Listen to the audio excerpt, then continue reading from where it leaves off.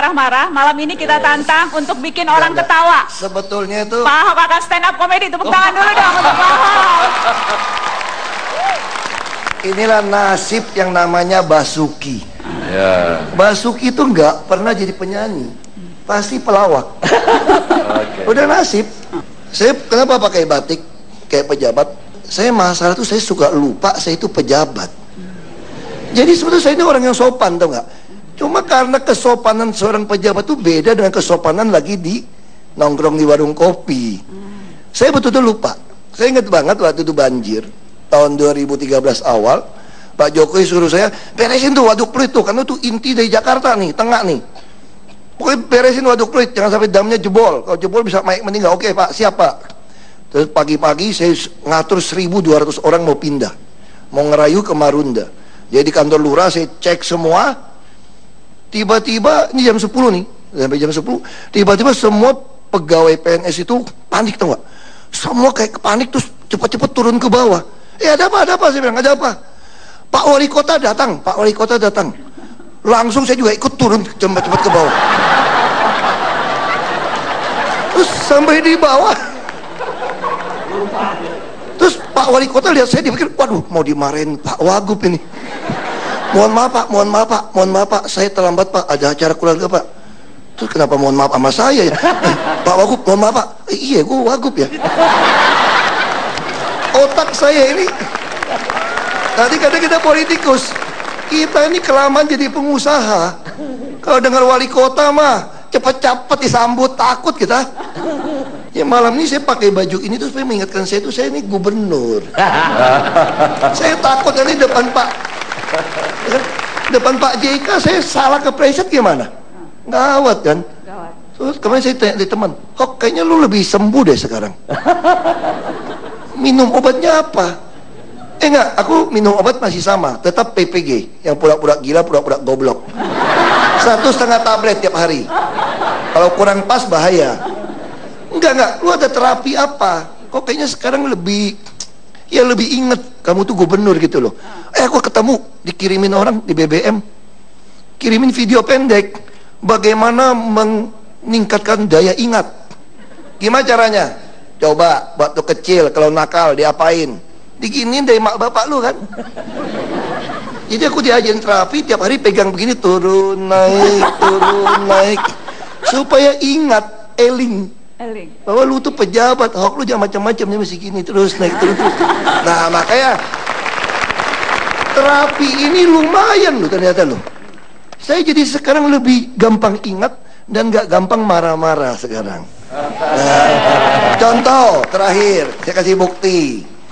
Saya itu suka Sabtu Minggu tuh belusukan. Kalau belusukan tiap hari nggak tahan. Kalau Pak Jokowi kan udah agak hitam, kalau gua repot. Ya kan? Saya bilang, Pak, permintaan Pak Jokowi pertanyaannya, kalau saya udah dilantik, kan beliau masih di kantor kan? Kalau saya udah dilantik, kira-kira belusukan nggak nih Pak Gubernur ini? Saya bilang, enggak deh Pak, Bapak kan udah lebih hitam Pak, saya nggak putih. Terus caranya gimana? Gampang Pak, kita bikin belusukan. Saya pasangin CCTV yang bisa lihat plat nomor. Nih Jakarta sampai tahun depan bisa 7.000 nih, kelihatan nih sampai plat nomornya nih. Terus Pak Jokowi nggak bisa. Tetap harus ke lapangan, karena ketemu rakyat itu beda, kata beliau kan. Saya setuju Pak, jadi kapan? Kita cari yang gratisan Pak. Kapan yang gratisan? Ngumpulin massa yang gratisan. Tunggu undangan kampung. Ya kan? Kasih ampau doang, ngumpulin orang banyak, duduk aja situ. Kawinan. Terus datang kampung-kampung pelosok kan. Ada yang datang di rel kereta api, samping rel kereta api tembok dijebol, dibikin panggung pesta. Terus saya datang kan, ya ini rel kereta api nih jalan kan. Terus apa saya nyalamin, Ahok gitu. Emang cuma dulu doang dipanggil. Aku juga kakak dipanggil gubernur. Ahok datang. Ya udah, begitu masuk, biasa kan, foto-foto kan, udah foto-foto pulang. Terus mobil masih jauh nih, saya lagi jalan nih. Waduh, ini kayaknya ada preman-preman juga nih. Banyak pakai tato-tato, tapi ada pengawal nih. Terus begitu naik ke mobil, jalan pelan, jalan berbatu jelek, buka kaca. Tahu nggak tuh? Masyarakat panggil apa tuh nggak? Ahok, enggak. Pak, tolong ya Pak, jangan digusur ya Pak. Yail. Tiap aku datang dan mau gusur. Datang ke tepi sungai juga sama. Pak, tolong ya Pak, habis dari sini jangan digusur ya. Terus saya jawabnya apa coba? Masih terus terang, ini zaman modern, nggak bisa bohong. Kaca belum tutup, bilang ini. Tenang, belum giliran, tapi pasti digusur. Saya kira itulah kira-kira suka dukanya. Terima kasih. Terima kasih Pak Ahok, Pak Ganjar, terima kasih. Masih akan ada surprise. Tadi aku sebut Kang Emil Bapak Jomblo Nasional, karena kayaknya wali kota yang paling concern sama nasib para jomblo itu Kang Emil. Sampai bikin taman jomblo loh di Bandung. Gini, itu efektif nggak taman jomblo? Harus dibuktikan dulu. Di Bandung itu penduduknya kan 2,7 juta, 60% di bawah 40 tahun. Dan ini mewakili populasi Indonesia. Nah, secara statistik di bawah 40 tahun itu rata-rata statusnya memang single. Atau jomblo. Tapi jomblo itu nasib, kalau single itu pilihan. Jadi beda. Sangat memahami tampaknya. Jadi kalau diejek orang bilangnya saya bukan jomblo, saya single. Nah, single, gitu. beda ya, opsi. Tapi saya mau tahu dong komunikasi kalau lewat stand up komedi ya. Stand up komedi dong. Di situ dong. Berarti nyaingan Pak Ahok ya? 3 menit. Ini ngomong-ngomong saingan, emang mau maju pilkada DKI? Semua indah pada waktunya. Gitu. Assalamualaikum warahmatullahi wabarakatuh. Nama saya Ridwan Kamil. Saya wali kota dari sebuah negeri yang bahagia. Indeks kebahagiaan kota Bandung itu sekarang 70, Pak. Itu artinya warga Bandung adalah warga yang paling bahagia di Indonesia. Kotanya sangat romantis, tiap gerimis otomatis romantis, mojangnya garilis.